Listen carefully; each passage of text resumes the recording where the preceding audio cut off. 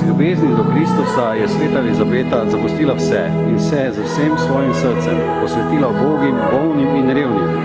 Njen zgled naj nas nauči in spodbudi, da bi tudi mi s potrpežljivostjo in Božjo pomočjo spremenili uboge današnjega časa.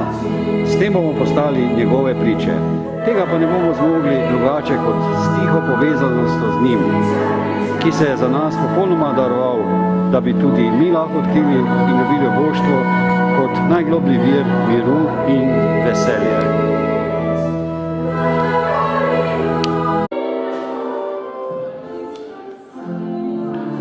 Spoštovani prijatelji, najprej se nam bo predstavila pevska skupina Sijaj in seveda bomo zapeli samo za gledalce naše domače oddaje Pot poti.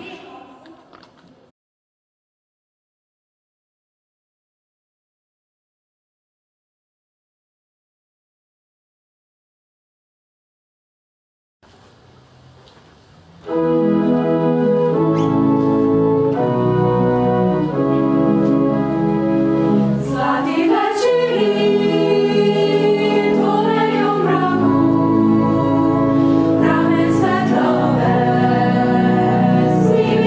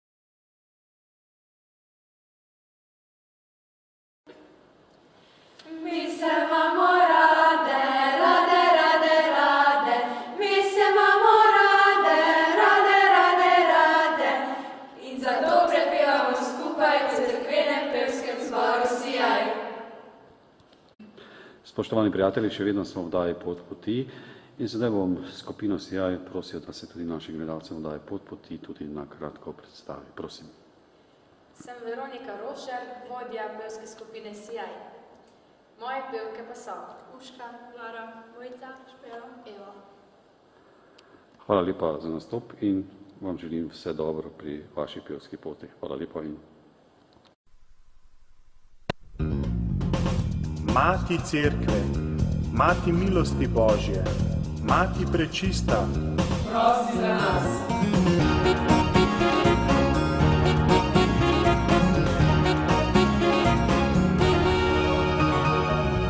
Svet odpira, tvoj se v svet, vem, da z nami ti si spet, molim vedno te povsod, Mati kaži pravo pot, Mati Cerkve si nas, kraljica vseh rodov in ras, varuj greha me povsod, Mati kaži pravo pot.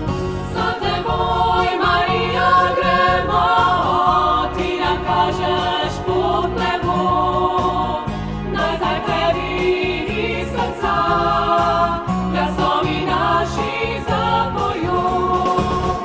Za teboj, Marija, gremo, ti nam kažeš pot nebo, nazaj tebi iz srca, glasovi naši zapojo. Mati brezmadežna, Mati nedolžna, Mati deviška, Prosi za nas.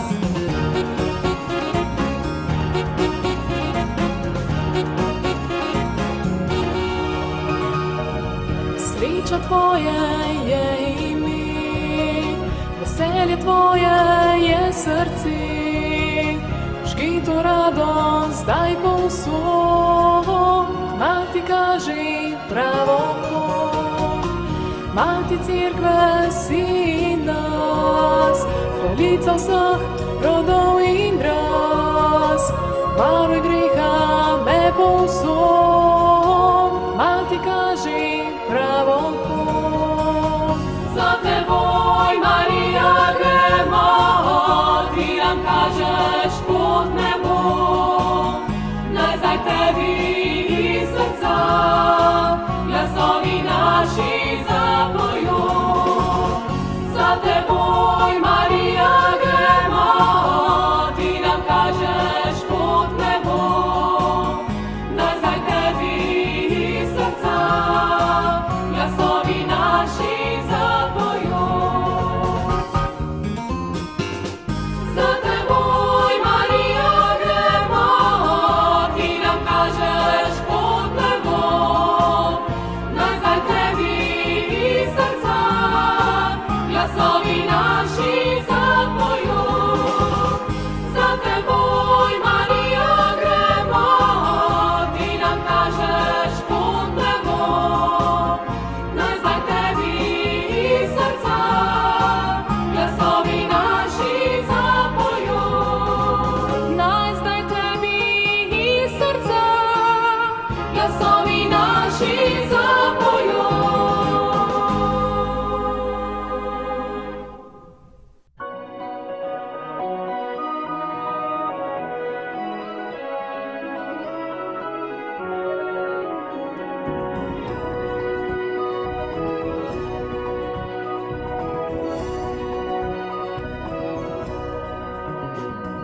Edinemu Bogu slava, uči nas sveta angela in pravi živite novo življenje, počastite z njim Boga.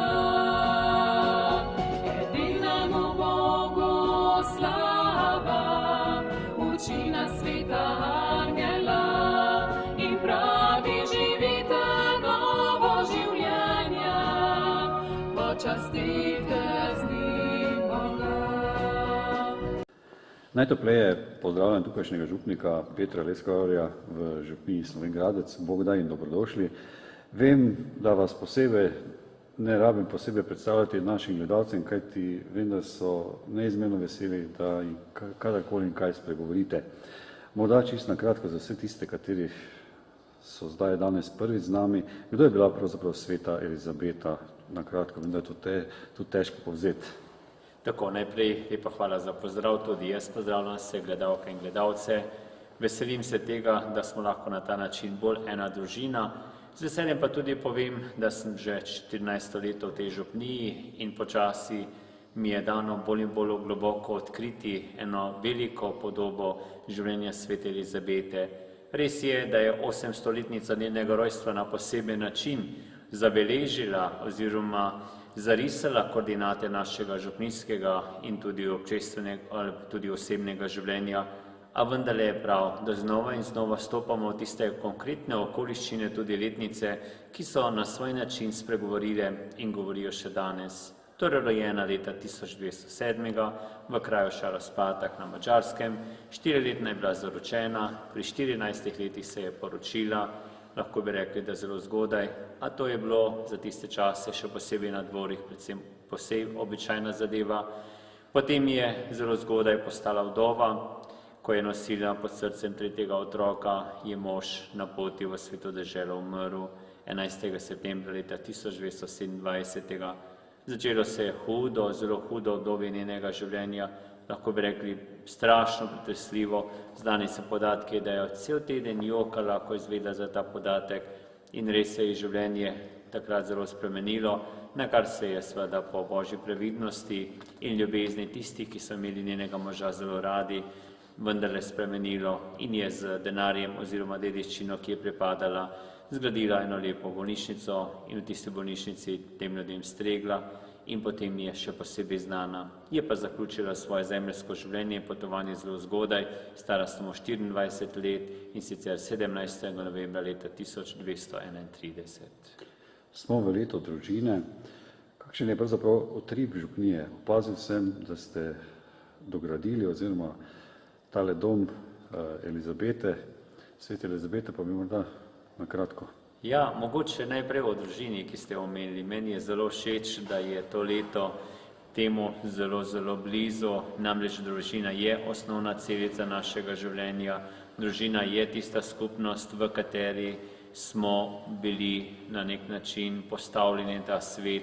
Ljubezen mami in očetu je bila tista, ki nas je postavila tako rekoč po konci. In prav je, da smo ob tem letu še posebej hvaležni najprej mami in očetu, kako tudi bratom in sestram, pa starim staršem in vsem tistim, ki so mu omogočili, da sploh smo.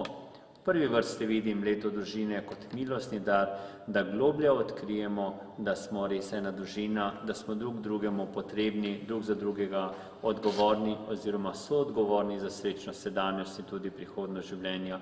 Kako prav bi bilo, da bi sleherni član družine zaslutil, kako pomembna je njegova ljubezen. Saj vemo, recimo, če vzamemo platno, če na eni strani dvignete, se pravzaprav celo platno dvigne.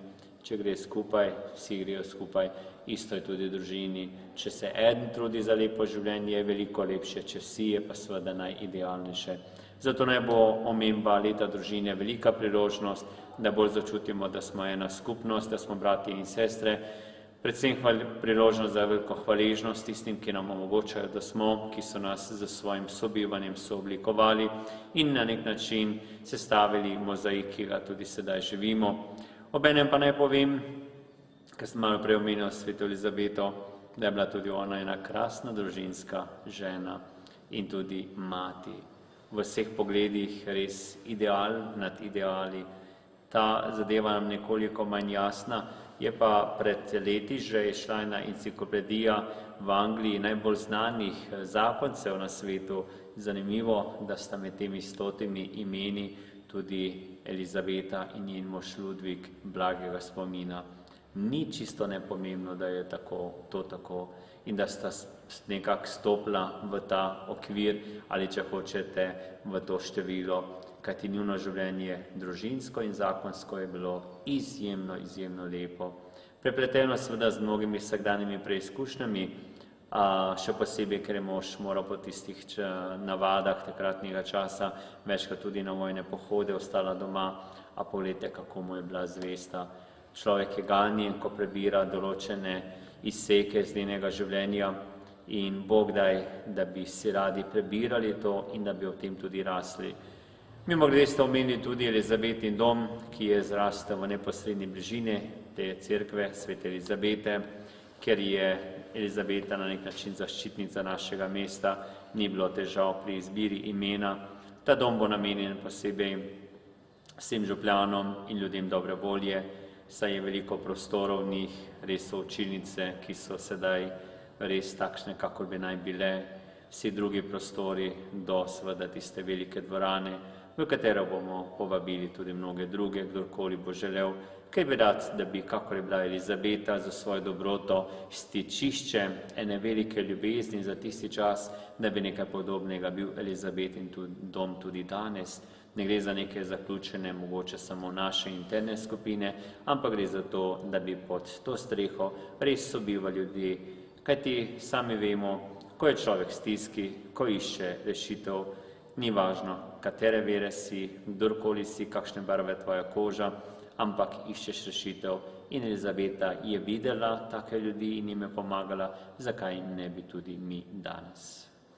Naši gledalci so malo prej videli, tole je vaša uspešno pevsko skupino Sijaj.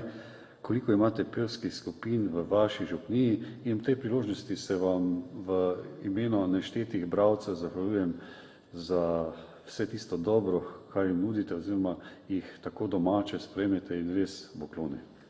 Ja, to je moje veliko veselje, pevci, od najmlajših do tistih, ki že leta in leta na koru za svojo pesmijo bogatijo bogoslužje. Naj seveda čisto preprosto naštejem. Najbolj nekje tradicionalno je v naši župniji znan mešani pevski zbor Svete Elizabete, to so odrasli, ki že leta, desetletja, tudi več kakor 50 let nekateri prepevajo skupaj z gospodom organistom in regenskorijem, gospodom Janezom Podstenškom. Potem zelo na nek način živi v naši župniji tudi ta dekliški zbor, o katerega ste omenili, dekleta z veseljem pojejo, prepevajo, res tudi z vsem srcem pri svetem bogoslužju, tudi drugače gredo na razne revije, na razne srečanja, tega sem vesel, da ne gre samo za neko skupino, ki bi samo znotraj župnijskega občestva delovala, ampak je ta njihova ljubezen do petja, do res lepe melodije, znana širom in še dalj. Potem imamo še otroški pevski zbor, ki je že nekaj let kar prava zvezdica, pravzaprav je že ime Sončki, dovolj zgovorno znamenje, kaj želijo biti, z veseljem prepevajo in sedaj še se ustanavlja ena skupina, to so pa tista dekleta, ki so včasih bila pri tej skupini Sijaj, pa so zaradi študija v Ljubljani, nekatere so tudi že v službi, na nek način bolj zadržane, tako da redno ne morejo prihajati k bogoslužju, kakor tudi seveda k vajam. Zato so se odločili, da bo imeli še eno skupino, ki bodo priložnost stopile naproti vsemu bogoslužnemu občestvu, da bi toliko lažje in s toliko večjim veseljem, se pravi s pesmijo, slavili Gospoda. Za konec morda še povabilo naše gledalce, da jih povabimo k Sveti maši vašo župnijo v obisk Sokoličevega muzeja. Ja, moram reči, da dobiva ta cerkev in tak romarski značaj. Posebej lani, ko smo obhajali obletnico in to 800. od rojstva Svete Elizabete, se je tukaj zvrstilo neizmerno veliko skupin. Bodisi tistih, ki so prihajali predvsem z namenom, da se priklonijo in počastijo Sveto Elizabeto, bodisi tistih, ki so prišli bolj ali manj iz radovednosti, da se srečajo z našo bogato kulturno dediščino. Ko človek gleda to veličastno dogajanje, jasno si želi, da bi resnica njegove ljubezni tudi na ta način nagovarjala. Zato, kako ste omenili, bom vesel, če boste prišli in tudi sicer vas vabim, da bi kjerkoli ste res radi sodelovali pri svetem bogoslužju in za tem služenjem pravzaprav odkrili tisto bistveno razsežnost našega človeškega življenja, Vidite, veliko krat se v nas pojavljajo raznovrstni dvomi, pa tudi neki notranji odpori, pa vendarle, kakorkoli vzamemo, človek je bitje, ki ima v sebi lepoto večnega, in če v tej res konkretni razsežnosti ne raste, na nek način zgublja en najbolj žlahtni pečat, in zato vas vabim, kjerkoli ste, stopite v bogoslužje. Vse ni toliko odvisno od župnika, kakšno pridigo ima, tudi ni odvisno od tega, kako govori. Dovolj je, da samo pri sveti maši slišimo tiste velike besede, to je moje telo, to moja kri, da bi vstopili v tisto najidealnejšo življenjsko pot ali poslanstvo, ki na nek način izpopolnjuje ali izpolni hrepenenje našega srca, pa tudi mnogih drugih, s katerimi smo na poti življenja. Omenili ste tudi Sokličev muzej, ki je res ena krasna dediščina naših prednikov, povezanih seveda z samim poimenovanjem z gospodom Sokličem. Kmalu bo menilo spet eno leto, oziroma seveda se leta samo množijo. Leta 1972 so gospod Soklič umrli in zapustili res krasen, prekrasen, neverjetno lep sestav ali mozaik teh starin, bogato dediščina naših prednikov, pa seveda je tu še cerkev Svetega Duha. V kratkem upamo, bomo tudi uredili okolico, tako da bo potem možno tudi se tukaj na temle trgu še vsest, kakšno reči, tudi kako zapet, kajti življenje je in mora biti druženje. Ko bomo se družili, ko bomo skupaj eno, seveda v globoki povezanosti in druženju z Gospodom, potem bo tudi obličje naše zemlje še lepše, bolj prijazno in marsikatera stvar, ki je zdaj blazno komplicirana, se bo sama po sebi rešila. Gospod župnik Peter, želim vam in vašim župljanom vse dobro in obilo Božjega blagoslova, vam pa vse tisto dobro oziroma bogato plačilo v večnosti za vse dobro neštetih ljudi, ki jim pomagate oziroma znate prisluhniti, res poklone. Hvala vam in tudi sam obljubljam, tudi pred temi kamerami, da vedno bolj čutim, kako pomembno je, da sem tudi kot duhovnik z vsemi ljudmi povezan.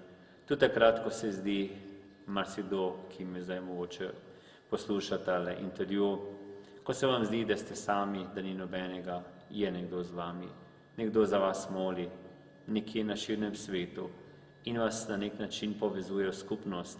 Nikoli nismo sami, vedno smo tako drugače povezani, še posebej pa to čutimo takrat, ko v stiski res zagledamo obličje Gospodovo in želim si, da bi za svojim življenjem znova in znova izpričevali, kakšno je naše obličje in pravzaprav čigavo obličje se vidi na našem obličju. Hvala lepa. V naslednji oddaji Poti bo z nami murskosoboški škof Marjan Tudinšek. Zagotovo, spoštovane gledalke in gledalci, morate biti z nami.